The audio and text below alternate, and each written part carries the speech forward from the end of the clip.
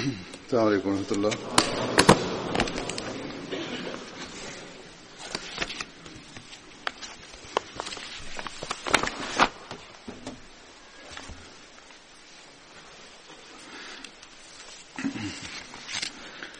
أشهد أن لا إله إلا الله. أشهد أن لا إله إلا الله وحده لا شريك له وأشهد أن محمدا عبده ورسوله. أما بعد فأعوذ بالله من الشيطان الرجيم. بسم الله الرحمن الرحيم. الحمد لله رب العالمين الرحمن الرحيم مالك يوم الدين. إياك نعبد وإياك نستعين. اهدنا الصراط المستقيم صراط الذين أنعمت عليهم غير المغضوب عليهم ولا الضالين. Allah Ta'ala bin Aziz anasema katika hotuba ya Ijumaa iliyopita nilieleza kuhusu maisha ya Uthman bin Maz'un radhiyallahu ta'ala anhu, na nilimaliza hotuba yangu juu ya maneno haya kwamba Hazrat Uthman alikuwa mtu wa kwanza aliyezikwa katika kaburi la Jannatul Baqi. Kuhusu Jannatul Baqi maelezo yaliyopatikana ni hivi kwamba Mtume sallallahu alaihi wa alihi wasallam alipohamia Madina, kule katika Madina kulikuwa makaburi mengi kama ya Mayahudi, na vile vile makabila mbalimbali wa Waarabu pia walikuwa na makaburi yao.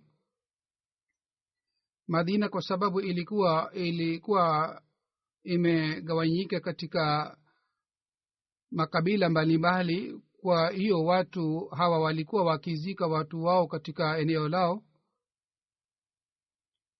Kaburi la Quba lilikuwa kando, na kaburi hili lilikuwa mashuhuri sana. vile vile kulikuwa makaburi mengi pale karibu na Quba, na Banu Salama pia walikuwa na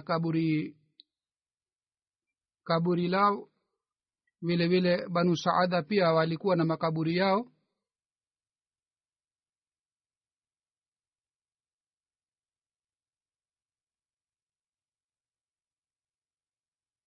Na mahali ambapo msikiti wa Mtume sallallahu alaihi wasallam ulijengwa, kule pia kulikuwa makaburi ya washirikina pale karibu na msikiti. Wakati Mtume sallallahu alaihi wasallam alipochagua sehemu kwa ajili ya kuwa makaburi ya Waislamu, basi kaburi lile ni maarufu sana, na kaburi hili lina heshima sana.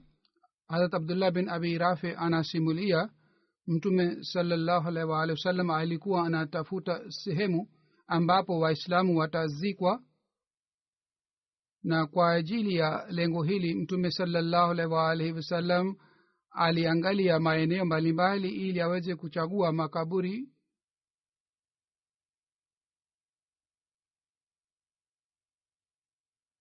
Mtume sallallahu alaihi wasallam akasema, mimi nimepewa amri kwamba mimi nichague Baqiul Qarqad kuwa makaburi kwa ajili ya Waislamu. Na wakati ule alikuwa inaitwa Baqiul Khabkhaba. Katika sehemu ile kulikuwa miti mingi sana, na vile vile wadudu wengi walikuwa wakipatikana pale.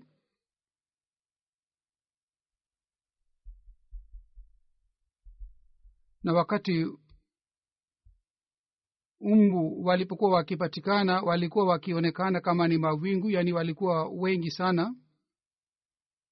Na mtu wa kwanza aliyezikwa katika kaburi hili alikuwa Uthman bin Maz'un. Mtume sallallahu alaihi wasallam akaweka jiwe moja juu ya kaburi la Uthman bin Maz'un na akasema huyu ametutangulia. Kwa hiyo baada ya Uthman, mtu yeyote alipokuwa akifariki, Mtume sallallahu alaihi wasallam, watu walikuwa akimuuliza Mtume sallallahu alaihi wasallam kwamba yeye azikwe wapi. Mtume sallallahu alaihi wasallam alikuwa akisema kwamba mumzike karibu na Uthman bin Maz'un. Baqiul Gharqad maana yake ni sehemu ambapo miti mingi inapatikana. Sehemu hili lilikuwa limejulikana kwa jina la Baqiul Gharqad kwa sababu kule kulikuwa miti mingi sana. Hivyo ndivyo nyasi pia ilikuwa inapatikana sana katika eneo lile, na sehemu hii inaitwa Jannatul Baqi pia. Janna maana yake katika lugha ya Kiarabu ni bustani.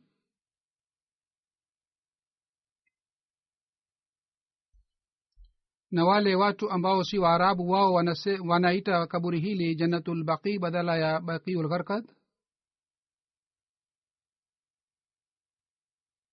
Abdul Qadri sahib ameandika maelezo, amesema sisi tunatakiwa tusisahau kwamba Waarabu wanawaita wafu wao watu wa pepo, lakini kaburi hili linajulikana kwa jina la Jannatul Baqi pia, na watu ambao walikuwa si Waarabu walikuwa wakiita sehemu hii kwa jina la Jannatul Baqi. Hata Sahal anasimulia kwa kupitia baba yake kwamba mtu yeyote alipokuwa akifariki, Mtume sallallahu alaihi wasallam alikuwa akisema kwamba mumzike karibu na wale watu ambao wametangulia katika Jannatul Baqi. Na Uthman bin Maz'un alikuwa mwenzetu ambaye ametangulia na alikuwa mtu mzuri. Wakati Uthman bin Maz'un alipofariki, Mtume sallallahu alaihi wasallam alikuja karibu na maiti yake, na Mtume sallallahu alaihi wasallam aliinama mara 3 na akasema, ewe mwenzetu, Mwenyezi Mungu akusamee, umeaga dunia katika hali hii kwamba ulikuwa huna uchafu wa dunia hata kidogo. Hazrat Aisha anasimulia Mtume sallallahu alaihi wasallam alimbusu maiti ya Uthman, na wakati ule Mtume sallallahu alaihi wasallam alikuwa analia na macho yake yalikuwa yanatoa machozi. Hazrat Aisha anasema Mtume sallallahu alaihi wasallam baada ya kufariki kwa Uthman alimbusu, na lilimwona Mtume sallallahu alaihi wasallam kwamba machozi ya Mtume sallallahu alaihi wasallam yalikuwa yanatoka, na machozi ya Mtume sallallahu alaihi wasallam yalikuwa yanaanguka juu ya shavu la Uthman. Wakati mtoto wa Mtume sallallahu alaihi wasallam Ibrahim alipofariki, Mtume sallallahu alaihi wasallam alisema, alhiq bisalafi salih Uthman bin Maz'un, yani ukutane na Uthman bin Maz'un, alikuwa mtu mwema. Ayat Uthman bin Affan anasimulia Mtume sallallahu alaihi wasallam aliongoza jeneza ya Uthman bin Maz'un na alisema takbir 4 juu ya jeneza yake. Wengine wanasema kwamba takbir 3 tu inaweza kusemwa, lakini takbir 4 pia inasemwa. Sahaba mwingine anasimulia kwamba Uthman bin Maz'un alipofariki jeneza yake ilitolewa nje na baadaye yeye alizikwa. Mtume sallallahu alaihi wasallam alimaamuru mtu mmoja kwamba yeye alete jiwe, lakini yule hakuweza kubeba jiwe lile kwa sababu ilikuwa nzito. Mtume sallallahu alaihi wasallam akaelekea kwenye jiwe, na Mtume sallallahu alaihi wasallam akakunja shati yake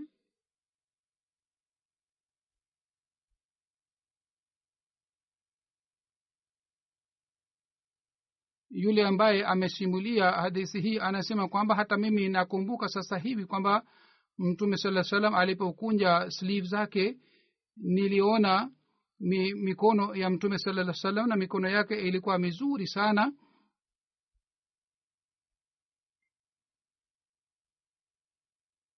Kisha mtume sallallahu alaihi wasallam akabeba jiwe lile na akaweka katika kaburi la Usman bin Mas'ud na akasema, kwa nishani hii, kwa alama hii nitatambua kaburi la huyu ndugu yangu, na kuanzia leo yote ambaye atafariki atazikwa karibu na huyu ndugu yetu.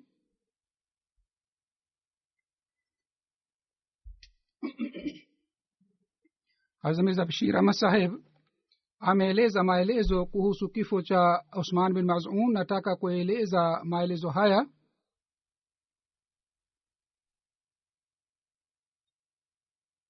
Hazrat Mirza Bashir Ahmad Saheb kwa kueleza matukio ya hijiria mbili anasema, katika mwaka ule ule mtume sallallahu alaihi wasallam kwa ajili ya maswahaba zake alichagua makaburi, na makaburi haya yanajulikana kwa jina la Jannatul Baqi.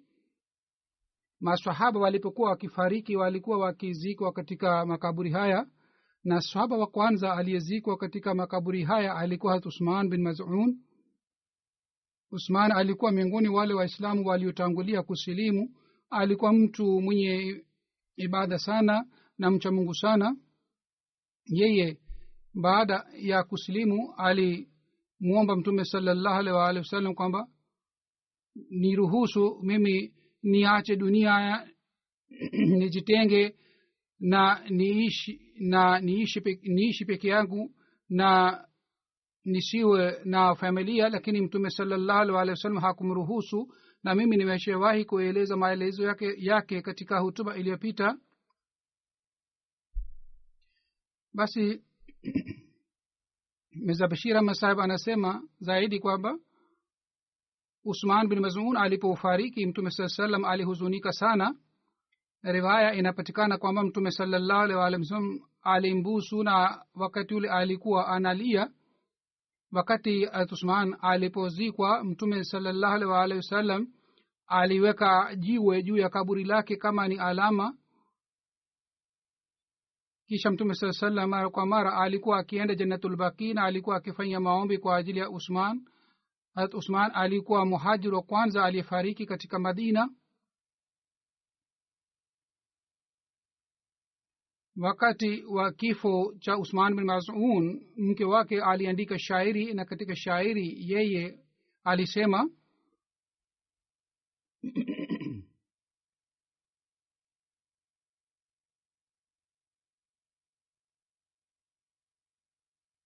shairi hili lipo katika lugha ya Kiarabu.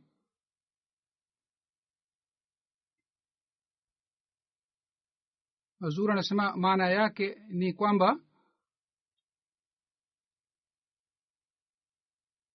ewe jicho litoe machozi juu ya yule mtu ambaye alikuwa akiishi chini ya ridhaa ya Mwenyezi Mungu, iwe bishara kwa ajili yake kwamba yeye amezikwa. Alikuwa mtu mcha Mungu wa hali ya juu, na kwa sababu ya kuzikwa kwake ardhi ile ilipata nuru. Kwa sababu ya kifo chake nimepata huzuni kiasi hiki kwamba nitaendelea na huzuni hii maisha yangu yote. Yani mke wake alieleza hali ya moyo wake katika shairi lake. Sahaba mwingine ambaye alikuwa mwanamke aliyewahi kufanya bayati ya mtume sallallahu alaihi wasallam, yeye akasema wakati mtume sallallahu alaihi wasallam alipopiga kura kwa ajili ya muhajirin, kura ya Usman bin Maz'un ilitoka yeye akae nyumbani kwetu. Kwa yeye alikaa kwetu. Wakati alipokuwa anauguliwa tulimhudumia. Wakati alipofariki tulimzika katika mawazi yake. Mtume sallallahu alaihi wasallam alitujia. Ala anasema mimi nilimwambia mtume sallallahu alaihi wasallam kwamba, ewe Usman bin Maz'un, rehema ya Mwenyezi Mungu ishuke juu yako. Yani alisema maneno haya mbele ya mtume sallallahu alaihi wasallam kwamba rehema ya Mwenyezi Mungu ishuke juu yake. Sahib, mimi natoa ushahidi kuhusu wewe kwamba Mungu lazima amekupatia heshima, umeheshimiwa mbele ya Mwenyezi Mungu. Alisema maneno haya mbele ya Mwenyezi Mungu. Maneno haya alisema mbele ya Mtume Muhammad sallallahu alaihi wa alihi wasallam. Mtume sallallahu alaihi wasallam aliposikia maneno haya, Mtume sallallahu akaniuliza kwamba namna gani ulijua kwamba Mwenyezi Mungu alimheshimu.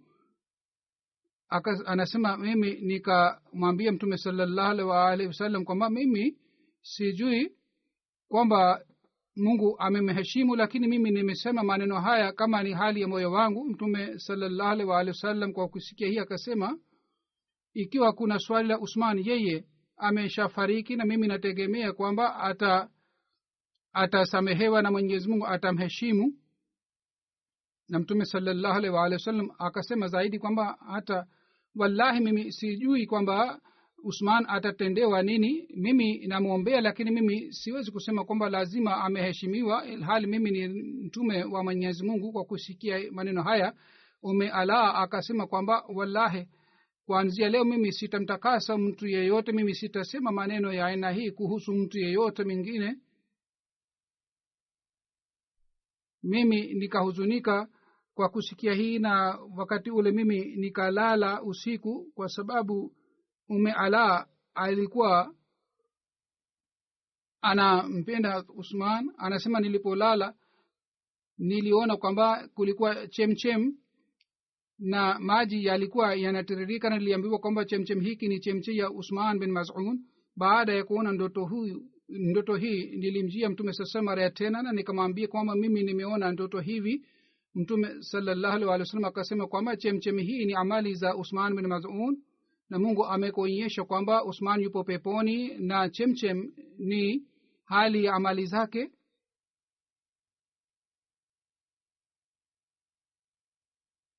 Basi hii ilikuwa hali ya malezi ya Mtume Muhammad sallallahu alaihi wasallam. Alisema kwamba msitoe ushahidi kwamba mtu fulani lazima ataenda peponi, lakini ala aliona katika ndoto kwamba amali za Usman bin Maz'un ni sawasawa na chemchem, na Mtume sallallahu alaihi wasallam alisidikisha, kwa sababu Mtume sallallahu alaihi wasallam alikuwa anajua kwamba Mwenyezi Mungu amewasamehe maswahaba wote walishiriki katika Badri na wapo chini ya ridhaa ya Mwenyezi Mungu. Na maneno aliyosema Mtume sallallahu alaihi wasallam, maneno haya yanathibitisha kwamba Mtume sallallahu alaihi alikuwa na yakini kwamba Mungu atapokea maombi yake na lazima Usman bin Maz'un atapata msamaha na ghufira kutoka kwa Mwenyezi Mungu. Katika Musnad Ahmad bin Hanbal mada hii imeelezwa hivi kwamba Kharja bin Zaid anasimulia kwa kupitia mama yake kwamba yeye alisema Usman bin Maz'un alipofariki, mama wa Kharja bin Zaid akasema, Abu Saib, wewe ni mtu mtakatifu, wewe ulikuwa mtu mzuri sana na uliishi maisha mzuri. Mtume sasema akasikia maneno haya na akasema, nani anasema maneno haya? Akasema, ni mimi, mama wa Kharja. Mtume sasema akamwambia, ulijuaje kwamba amesamehewa? Yeye akasema kwamba ya Rasulullah,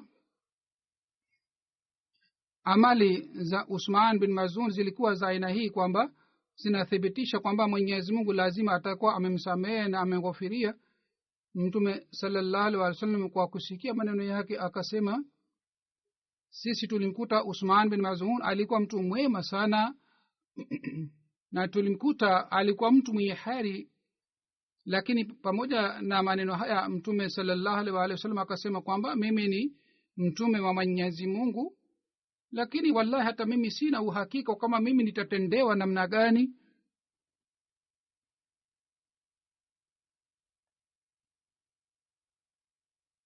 Azura anasema kwamba hakuna mtu mwingine ambaye anaweza kuwa mpendwa zaidi kuliko Mtume Muhammad sallallahu alaihi wasallam, mpendwa wa Mwenyezi Mungu. Lakini hofu ya Mwenyezi Mungu ilikuwa ya aina hii kwamba Mtume sallallahu alaihi wasallam anasema kuhusu nafsi yake kwamba hata mimi sijui nitatendewa namna gani.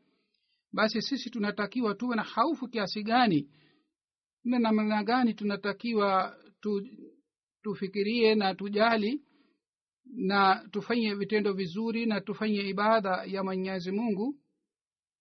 Na licha ya kuwa na hali yote kwamba tunafanya vitendo hivi vyote, tusiwe na kibri bali tuendelee kuzidi katika unyenyekevu na vile vile tuendelee kuomba msamaha na ghufira wa Mwenyezi Mungu na rehema yake na baraka zake kwamba yeye kwa rehema zake atusamehe. Kuna riwaya nyingine ya Musnad Ahmad bin Hanbal. Katika riwaya hii imeelezwa kwamba Ala anasema Hazrat Usman alikuwa anauguliwa kwetu, sisi tulimwangalia na tulimtibu na yeye akafariki na tukampatia sanda. Mtume sallam akaja kwetu na mimi nikasema kwamba mimi nasema kwa kula kiapo cha Mwenyezi Mungu kwamba Mungu amemheshimu Usman bin Maz'un. Mtume sallam akamuuliza umejuaje kwamba Mungu amemheshimu Usman? Ala akasema mimi sijui, lakini mimi nimesema tu maneno haya. Mtume sallallahu alaihi wasallam akasema kwamba bila shaka Usman bin Maz'un amefariki, lakini mimi nategemea kwamba Mungu atamtendea kwa ghufira yake, lakini mimi hata sijui mimi mwenyewe kwamba mimi nitatendewa kivipi. Ala anasema kuanzia leo mimi sitamtakasa mtu yeyote.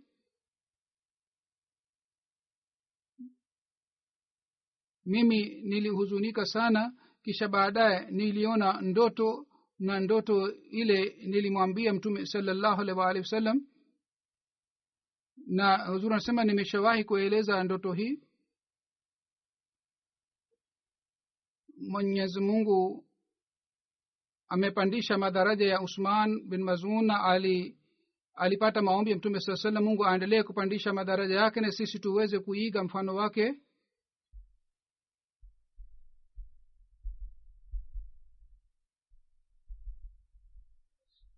Na swahaba mwingine ni Hazrat Wahab bin Saad bin Abi Sarha,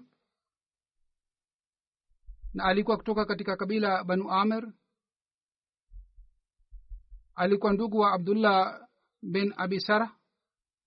Mama yake alikuwa anaitwa Ruhana, alikuwa kutoka katika kabila la Ashari.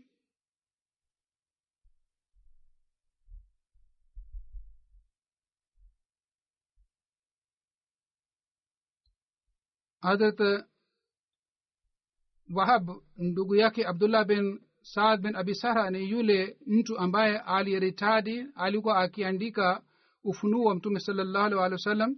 Hazrat Mirza Bashir ameeleza maelezo yake hivi kwamba mtu mmoja aitwaye Abdullah bin Abi Sarh alikuwa akiandika ufunuo ilham ya Mtume sallallahu alaihi wasallam. Katika Siratul Halbia imeandikwa kwamba alikuwa ndugu Hazrat Usman. Hazrat Mirza Bashir anasema Mtume sallallahu alipokuwa akipata wahi alikuwa akimuita Abdullah ili yeye aandike.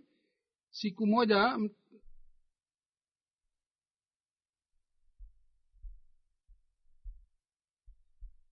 Mtume sallallahu alikuwa anaandikisha aya ya sura Al-Mu'minin. Wakati Mtume sallallahu alaihi wasallam aliposema suman shanahu khalqan akhar, yule mtu ambaye alikuwa anaandika ufunuo yeye mara moja akasema maneno haya, fatabarakallahu ahsanul khaliqina. Aya hii inapatikana katika sura Al-Mu'minun aya 15. Mtume sallallahu alaihi wasallam kwa kusikia maneno haya kutoka kwake kwamba Mungu amenifunulia maneno haya uliyosema, kwa hiyo uandike. Yule mtu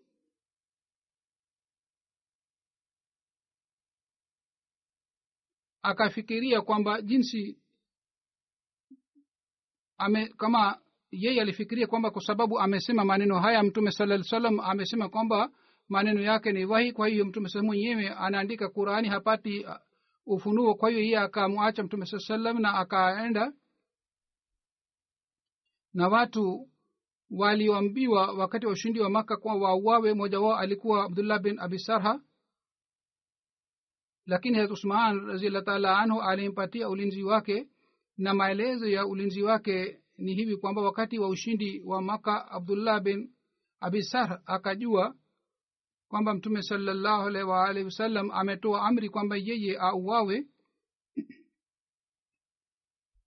yeye akamwendea ndugu yake Usman bin Affan ili apate ulinzi kutoka kwake, na yeye akamwomba kwamba ewe ndugu yangu, kabla sijauawa tafadhali wewe unipatie ulinzi wako. Hazrat Muslim Maud anasema aliendelea kuficha nyumbani kwake siku 3 au siku 4. Siku moja Mtume sallam alipokuwa anachukua bayat kutoka kwa watu wa Maka, Hazrat Usman akamleta Abdullah bin Abi Sahr mbele ya Mtume sallallahu alaihi wasallam, na akamwomba Mtume sallallahu alaihi wasallam kwamba apokee bayat yake. Mtume sallallahu alaihi wasallam hakusema kitu chochote, lakini baadaye akapokea bayat yake. Kwa hivyo yeye akasilimu mara ya tena.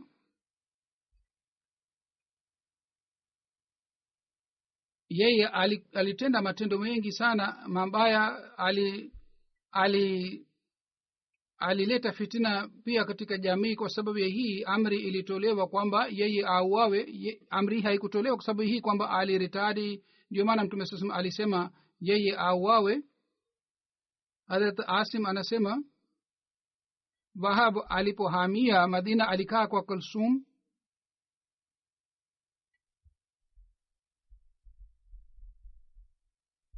Mtume sallallahu alaihi wasallam alijenga ndugu katika Suaid bin Amr na Wahab bin Saad.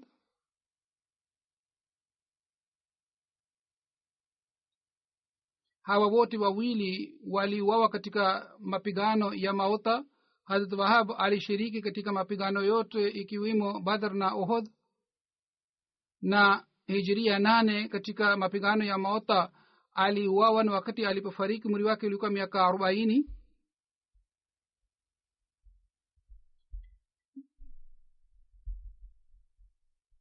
Mapigano Mauta yalikuwaje? Katika Tibqatul Kubra imeandikwa kwamba katika Hijria 8 mapigano haya yalitokea.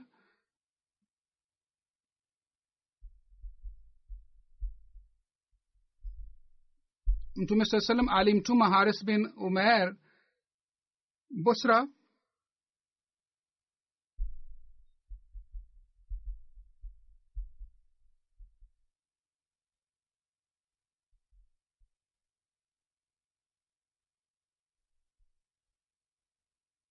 Yeye alizuiliwa njiani na Sharabil bin Amr na akamua.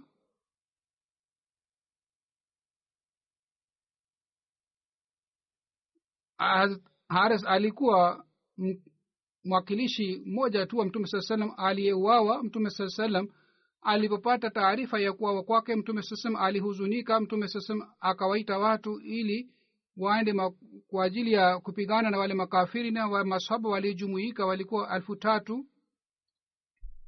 Mtume sallallahu alaihi wasallam akasema kwamba Hazrat Zaid bin Harisa atakuwa kiongozi, na Mtume sallallahu alaihi wasallam akampatia Hazrat Zaid bendera, na akasema mahali ambapo Haris bin Umair aliuawa ufike kule na uwaite watu kwenye Islam. Ikiwa wanakubali Islam, pengine uombe msaada kutoka kwa Mwenyezi Mungu na upigane na wale makafiri. Hazrat Wahab pia alikuwa miongoni wa wale maswahaba waliotumwa pale. Maelezo ya mapigano haya yameelezwa hivi. Mtume sallallahu alaihi wasallam alisema kwamba ikiwa Zaid anauawa basi Jaafar atakuwa amir, ikiwa Jaafar anauawa basi Abdullah bin Rawaha atakuwa kiongozi wenu katika mapigano haya. Na mapigano haya yanaitwa Jaish Umrah.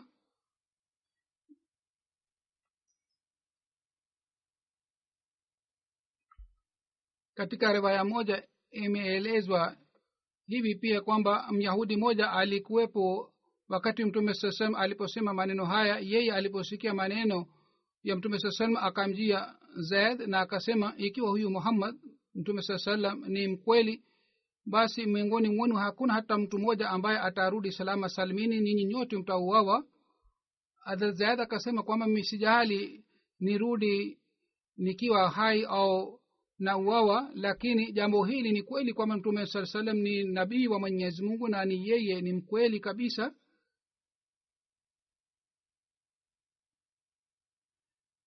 Mwenyezi Mungu alimfunulia Mtume sallallahu alaihi wasallam habari ya mapigano haya kuhusu hii kuna riwaya ya Anas bin Malik anasema mtume sallallahu alaihi wasallam alisema kwamba Zaid alishika bendera na akauawa. Baadaye Jaafar akashika bendera na yeye pia akauawa. Baadaye Abdullah bin Rawaha akashika bendera ya Islam na yeye pia aliuawa. Kwa kueleza wakati alipokuwa anaeleza habari hii mtume sallallahu alikuwa analia, machozi yalikuwa yanatoka katika macho yake. Na baadaye Khalid bin Walid akashika bendera, ingawa alikuwa sio kiongozi, lakini yeye alipata ushindi. Mungu alimpatia ushindi. Mwenyezi Mungu aendelee kupandisha madaraja ya maswahaba hawa. Baada ya maelezo ya haya maswahaba, nataka kueleza kuhusu marehemu kadhaa ambao nitaongoza jeneza yao. Na marehemu wa kwanza ni Malak Muhammad Akram Sahib ambaye alikuwa mbashiri. Tarehe 25 yani jana wa April katika Manchester amefariki. Inna lillahi wa inna ilaihi rajiun. Jeneza yake ipo hapa. Baada ya swala ya Ijumaa nitaongoza jeneza yake inshallah taala. Nitaenda nje na nitaongoza jeneza yake. Tarehe 2 Februari 1947 alizaliwa katika mji wa Gujarat, na 1961 alifanya bayat, alijiunga na jumuiya mwenyewe. Kaka yake alitangulia kujiunga na jumuiya, na kwa sababu ya mahubiri yake yeye alijiunga na jumuiya.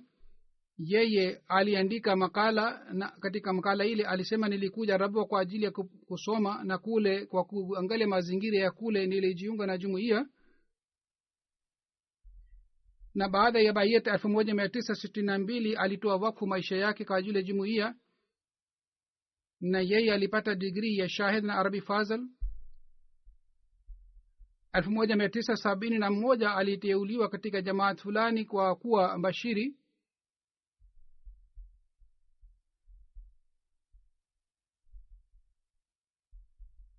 Khalifa wa tatu alitangaza ndoa yake mwaka 1977 na mke wake anaitwa Abdul Karim. Alitumikia jumuiya katika Pakistan, katika nchi mbalimbali, katika Uingereza, Oxford, Glasgow na Manchester, na miaka 41 alitumikia jumuiya. Aliwahi kuwa naibu afisa jashagaha kwa miaka mingi sana katika Uingereza. 71 mpaka 73 katika Pakistan alitumikia jumuiya, na 73 mpaka 77 alitumikia katika Ghana. Kisha baadaye alirudi Pakistan. 79 mpaka 80 alitumikia jumuiya katika ofisi ya Tabshir. 80 hadi 73 aliwahi kuwa principal kule Nigeria. Alirudi tena Rabwa, na mpaka 89 aliendelea kuitumikia jamaat katika Rabwa. Kisha 89 mpaka 2014 aliendelea kuitumikia jumuiya katika Uingereza, na yeye kwa sababu ya maradhi yake 2007 kwa sababu ya umri yake alistaafu, lakini baadaye alianza kuitumikia jumuiya. Lakini hivi karibuni kwa sababu ya maradhi yake yeye ingawa alikuwa wakfu, lakini kwa sababu alikuwa hawezi kuitumikia jumuiya sawa na hali ya maradhi yake alistaafu. Lakini tunaweza kusema kwamba ni miezi kadhaa tu ambamo yeye hakuweza kuitumikia jumuiya kwa sababu ya maradhi yake, lakini kwa upande mwingine alifariki akiwa anaitumikia jumuiya. Amir Saheb wa Uingereza anasema alikuwa mtu mwenye bidii sana na alikuwa mtu mwenye subra sana. Alipopewa jukumu lolote kwa uaminifu alitimiza lile jukumu, na yeye alikuwa akileta taarifa ya kazi yake bila kuchelewa. Katika Manchester msikiti Darul Aman ulijengwa, na alifanya kazi kubwa sana kwa ajili ya kukusanya mchango kwa ajili ya ujenzi wa Darul Aman. Taul Mujib Rashid Sahib anasema Akram Sahib alikuwa mtu mwenye hulka njema, na alikuwa na sifa nzuri, na alikuwa mbashiri mwenye kuitumikia jumuiya. Alikuwa akifanya kazi kwa bidii sana, na alikuwa akipenda uhalifa sana, na alikuwa mtumishi mzuri sana. Majid Sialkoti Sahib anasema marehemu alikuwa na sifa chungu mzima, na sifa yake moja ni hii kwamba alikuwa mtiifu wa hali ya juu wa uhalifa. Alikuwa na shauku sana ya kufanya mahubiri. Wakati alipokuwa akisoma, Shalkoti Sahib anasema kwamba wakati tulipokuwa tukisoma, yeye alikuja katika kijiji chetu na alisema twende tukafanye mahubiri. Kwa hiyo yeye katika likizo alikuwa akijitolea kwa ajili ya mahubiri badala ya kwenda nyumbani, na aliishi maisha yake yote kwa utii wa hali ya juu. Bwana Khalid Sahib ambaye anaitumikia Jamaat katika private secretary anasema huyu alikuwa jamaa yangu. Anasema sehemu yote alipotumwa kwa ajili ya huduma ya Jamaat aliwatendea wanajumuiya vizuri sana.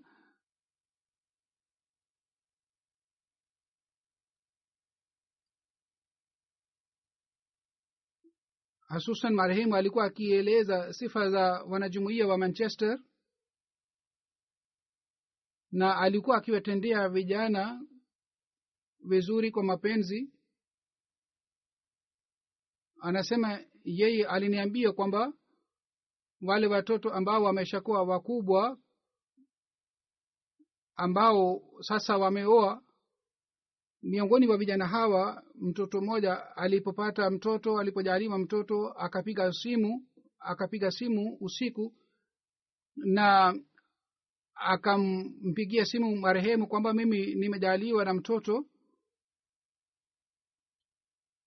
Yule kijana alimpenda marehemu kiasi hiki kwamba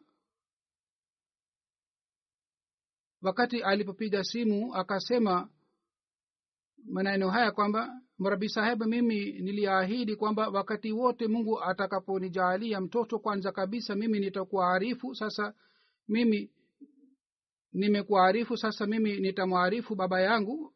Haya yalikuwa mapenzi ya wanajumuiya alikuwa anayo moyoni mwake. Mwenyezi Mungu aendelee kupandisha madaraja yake na amghufirie.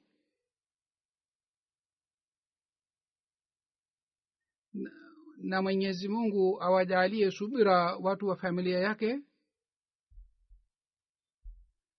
Hazur anasema jeneza yake yupo hapa, mimi nitaenda nje ya msikiti baada ya swala na nitaongoza jeneza yake. Na jeneza ya pili ni ya Chaudhry Abdul Shakur Sahib ambaye alikuwa mbashiri wa jumuiya. Alikuwa mtoto wa Chaudhry Abdul Aziz Shalkoti. Tarehe 12 wa April amefariki. Inna lillahi wa inna ilaihi rajiun. Alizaliwa mwaka 1935 katika November. Alikuwa mwanajumuiya kwa kuzaliwa. Babu yake alifanya bayat. Bwana Abdul Shakur Sahib alisoma mpaka shahid na alifanya Arabi Fazl, na 1956 alitoa wakfu maisha yake. Na kabla ya kutoa wakfu alikuwa akifanya kazi katika railway. 1962 alishinda mtihani wa Arabi Fazl. 1963 aliteuliwa katika wakalat Malsani. Aliendelea kuitumikia jumuiya katika ofisi mbalimbali. 64 alitumwa Sierra Leone kwa ajili ya mahubiri na aliendelea kuitumikia kule mpaka 69. 70 mpaka 73 katika Ghana. Baadaye aliteuliwa katika Gambia na mpaka 76 alitumikia jumuiya katika Liberia. Marehemu aliwahi kuwa amir na mbashiri mkuu, na vile vile naib wakil tabshir, naib wakil malsani pia aliwahi kuwa, na alitumikia jumuiya katika cheo hiki. Na 1995 alistaafu, lakini aliomba kwamba aendelee kuitumikia jumuiya. kwa hiyo 2004 yeye alistaafu kwa sababu ya maradhi ya macho. Dr. Abdul Sabur Saheb ambaye ni mtoto wake anasema baba yangu alikuwa mtu wa kawaida na mwenye bidii sana. Alikuwa mbashiri mkuu katika Liberia. Mimi nilimkuta yeye alikuwa akifanya kazi kwa bidii sana, alikuwa akitayarisha hutuba zake vizuri, alikuwa akisoma Qur'an tukufu na vitabu vya jumuiya, na vile vile alikuwa akitoa hutuba vizuri sana, na alikuwa akifanya mahubiri kwa dalili na kwa hoja, na alikuwa akizungumza kwa mapenzi na kwa njia nzuri. Yeye aliwasomesha ndugu zake pia, na vile vile aliwasomesha watoto wake. Mahmud Tahir Saheb ambaye ni kaid umumi wa Ansarullah anasema kwamba marehemu alikuwa mtu wa kufanya bidii sana na alikuwa akitoa ushauri mzuri sana. Sheikh Haris Saheb ambaye ni naibu wakili Tabshir anasema alikuwa mtu mnyenyekevu sana, alikuwa mtu mwema sana, alikuwa mtu mtiifu wa uhalifa na nidhamu ya jumuiya. Haidar Ali Zafar Saheb kutoka Germany ambaye ni naibu amir wa Germany anasema Abdul Shakur Saheb alikuwa na sifa chungu mzima, alikuwa mtu mnyenyekevu, mtu mwenye bidii sana, na alikuwa akitumia mali ya jumuiya kwa uangalifu sana. Alikuwa mtu mwenye utaratibu mzuri.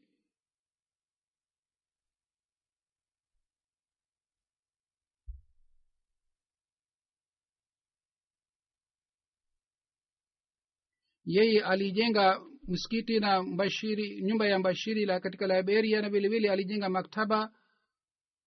Hivyo ndivyo alijenga ofisi mbalimbali kule, na alifanya kazi hii yote kwa uangalifu sana. Wakati wa ujenzi wa msikiti yeye pia alishiriki katika ujenzi.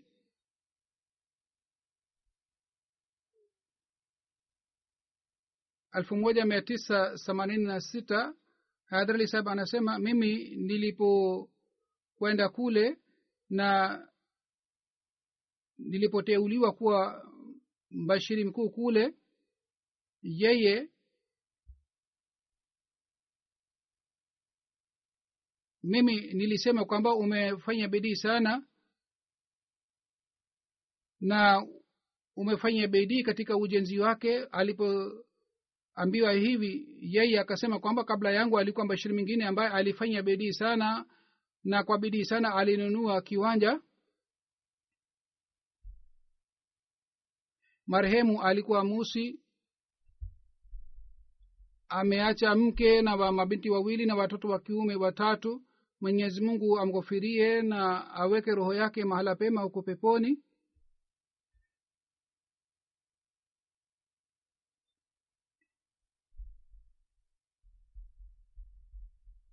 Na jeneza ya 3 ni Malik Saleh Muhammad Saheb, tarehe 21 April amefariki. Inna lillahi wa inna ilaihi rajiun.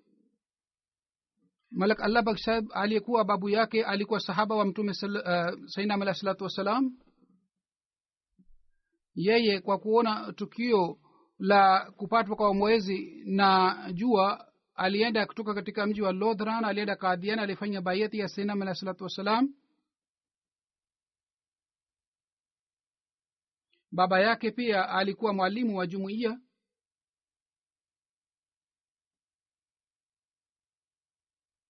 Alizaliwa 1953. 76 alijaribu kujiunga na jamia, lakini umri wake ulikuwa zaidi.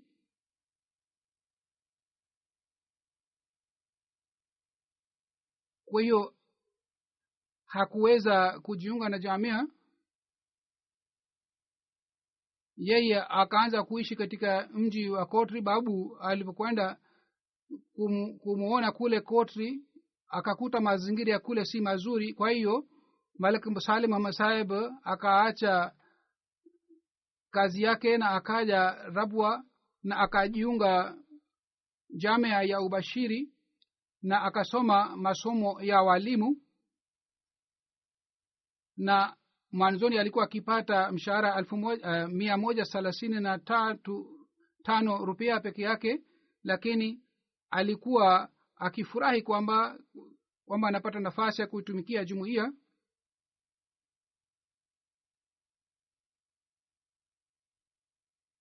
Ingawa kabla ya kufanya kazi hii alikuwa akipata mshahara mkubwa sana. 1979 alitumwa katika sehemu ya Nagar Parkar. Kule alikumbwa na shida mbalimbali na matatizo mbalimbali. Mke wake anasema kwamba tulitumwa katika sehemu fulani. Kule nyumba ya mwalimu ilikuwa imefungwa kwa muda mrefu sana na nyumba ilikuwa imeharibika. Kwa hiyo baba yetu alikuwa akichota maji kwa mbali sana, na usiku marehemu na mke wake walikuwa wakifyatua matofali, na baada ya kufyatua matofali wao wakajenga nyumba yao. Yani kule alipotumwa alikuwa hana nyumba, kwa hiyo yeye mwenyewe alifyatua matofali na alijenga nyumba. Hazur anasema walimu waliotumwa katika mkoa wa Sindh walifanya juhudi sana, walichota maji, walifyatua matofali, kisha wenyewe walijenga nyumba zao, na kule walianza kuishi na hawakuomba kutoka kwa jumuiya kwamba wajengewe nyumba.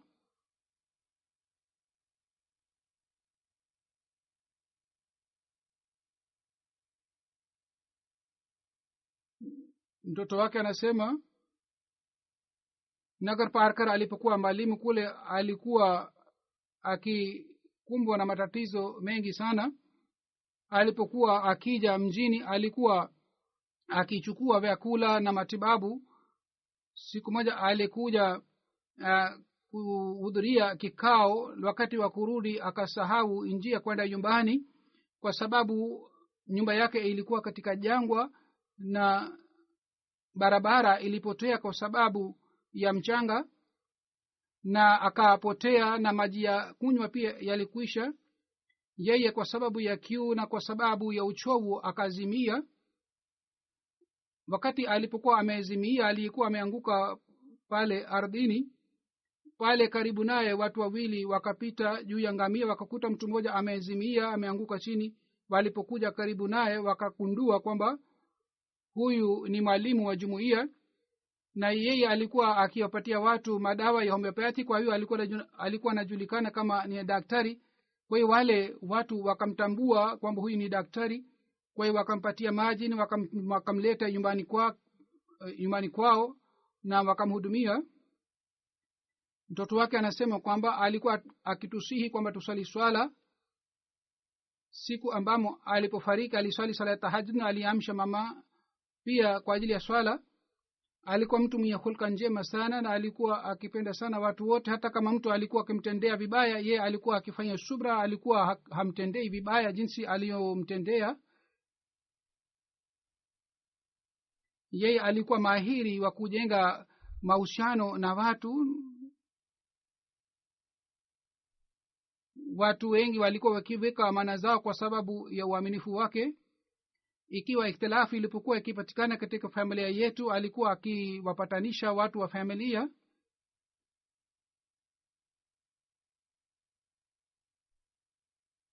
Marehemu alikuwa Musi, ameacha mke na watoto 6, mabinti 3 na watoto wa kiume 3. Mtoto wake mmoja Mubarak Ahmed Sahib katika Burkina Faso anaitumikia jumuiya, na yeye kwa sababu ya jumuiya hakuweza kwenda kushiriki jeneza ya baba yake. Mwenyezi Mungu aendelee kupandisha madaraja hawa marehemu wote na awaghofirie, na Mungu awajalie watoto wao pia waweze kuendeleza mema yao, na wao pia waweze kuitumikia jumuiya jinsi marehemu walitumikia jumuiya. Jeneza ya 4 ni ya Mweshe Juma Saheb kutoka Tanzania. Tarehe 13 ya Machi amefariki. Inna lillahi wa inna ilaihi rajiun. Alizaliwa 1933-34. 67 alijiunga na jumuiya. Jinsi aliyojiunga na jumuiya, tukio lake ni hivi kwamba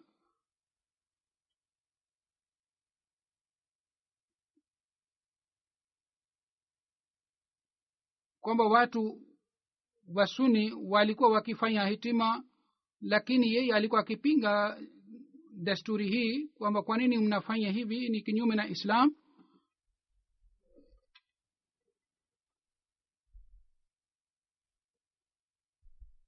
maulama walitaka kufanya akika ya mtoto, lakini yule mtoto akafariki.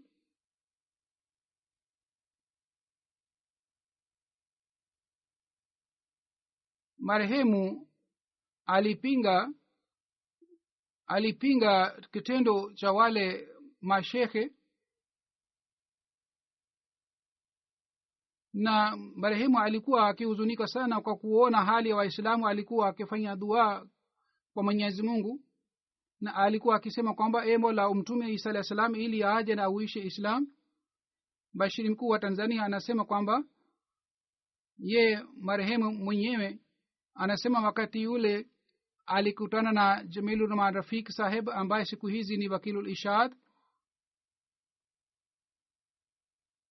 Yeye alipokutana na Maulana Jamilur Rahman Rafiq saheb, Jamilur Rahman Rafiq saheb akamwambia kwamba kuna hadithi ya Mtume sallallahu alaihi wasallam kwamba yule ambaye hakumtambua imamu wake yeye atakufa kifo cha ujinga. Kwa kusikia hii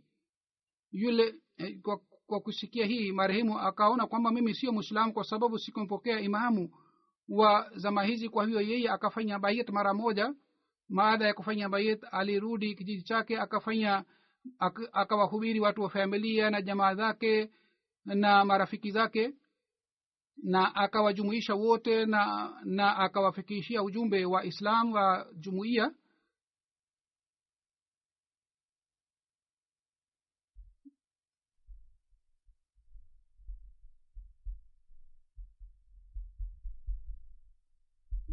Mwaka ule ndugu yake Idi Salman na Juma na mke wake hawa wote wakajiunga na jumuiya.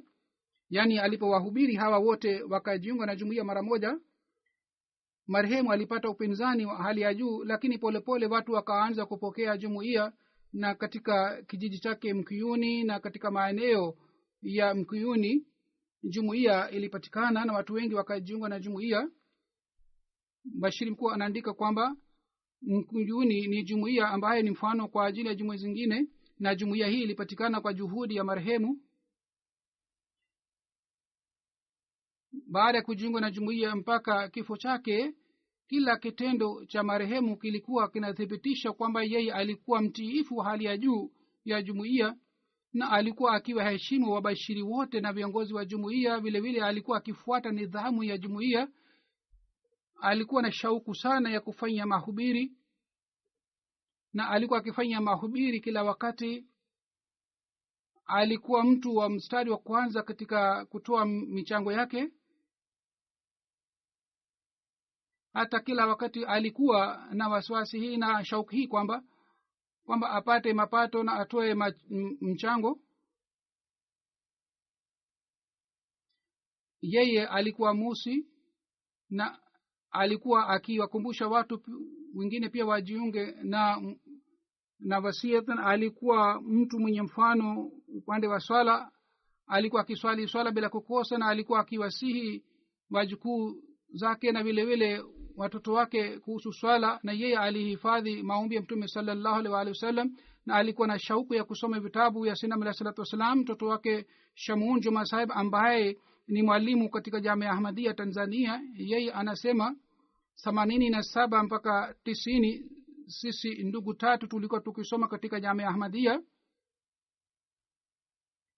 Mimi nakumbuka kwamba siku moja wakati wa likizo sisi ndugu tukashauriana kwamba mmoja wetu aache masomo ya jamia na arudi nyumbani na yeye awasaidie wazazi katika shughuli zao. Sisi tukamwambia baba yetu kuhusu mpango wetu huu, yeye akatukasirikia. Bwana Shamun Juma Sahib ambaye ni mtoto wake anasema kwamba mimi sisahau siku ile ambamo baba yetu alikasirika sana kwa sababu ya mpango wetu, na yeye alisema nini, mnatakiwa mtegemee Mwenyezi Mungu na muendelee na masomo, hamtakiwi muache masomo ya Jamia Ahmadiyya kwa sababu ya dunia.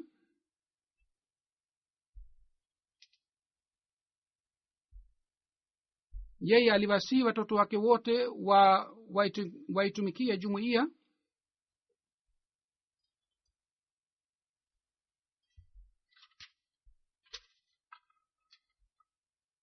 Mwenyezi Mungu amghofirie marehemu, amsamehe na apandishe madaraja yake, na Mwenyezi Mungu awajalie watoto wake wote wawe watumishi wa hali ya juu ya jumuiya. Kama nilivyosema, baada ya swala nitaongoza jeneza ya hawa wote marehemu. Malaka Akram Sahib jeneza yake ipo hapa. Mimi baada ya swala nitaenda nje ya msikiti, na nyinyi mnaweza kubaki hapa msikitini na mnaweza kushirikiana nami katika jeneza ya marehemu hawa wote.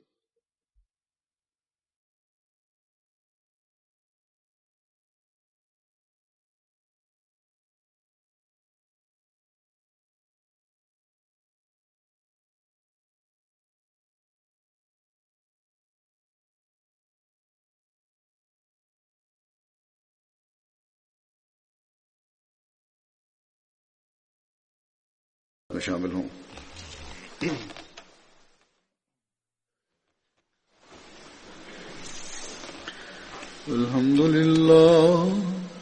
الحمد لله نحمده ونستعينه ونستغفره ونؤمن به ونتوكل عليه ونعوذ بالله من شرور أنفسنا ومن سيئات أعمالنا من يهده الله فلا مضل له ومن يضلل فلا هادي له ونشهد أن لا إله إلا الله ونشهد أن محمدا عبده ورسوله. عباد الله رحمكم الله، إن الله يأمر بالعدل والإحسان وإيتاء ذي القربى وينهى عن الفحشاء والمنكر والبغي يعظكم لعلكم تذكرون. اذكروا الله يذكركم وادعوه يستجب لكم ولذكر الله أكبر.